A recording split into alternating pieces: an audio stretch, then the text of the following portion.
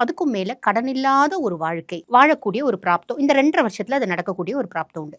இப்ப நம்ம சொல்றோம் அப்படின்னா நிறைய துளாராசி அன்பர்கள் சொல்லுவாங்க, கண்ணுக்கு எட்டின தூரம் வரைக்கும் கடனை நிவர்த்தி பண்றதுக்கு, கடனை அடைக்கிறதுக்கு எந்த விதத்திலயும் எனக்கு வருமானம் வரத்துக்கு வழியே இல்லை, எப்படி நான் கடன் அடைப்பேன் அப்படின்னா, அவங்களோட பூர்வீக சொத்து பத்தி ஏதாவது இருக்கு அப்படின்னு. இது வரைக்கும் அது பைசா பிரோஜனம் இல்லாம தான் இருக்கு, யாரோ அதை வாங்குறதுக்கு ஆள் இல்லை, நாங்களே சும்மா அனாமத்தா போட்டு வச்சிருக்கோம் அப்படின்னாலும் இந்த காலகட்டம் அதனோட வேல்யூ அப்படின்றது அதிகமாகும்.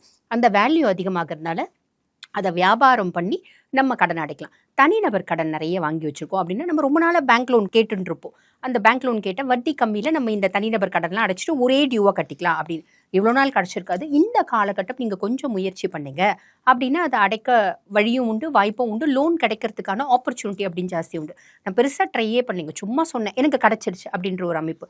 ஏன்னா சனி உங்களுக்கு நல்லது செய்யணும், கடன் இல்லாத, நோய் இல்லாத, எதிரி இல்லாத வாழ்க்கையை கொடுக்கணும் அப்படின்னு முடிவு பண்ணிட்டா அப்போ பெருசாக யாராலையும் தடுத்து நிறுத்த முடியாது அப்படின்றது நிதர்சனமான உண்மை.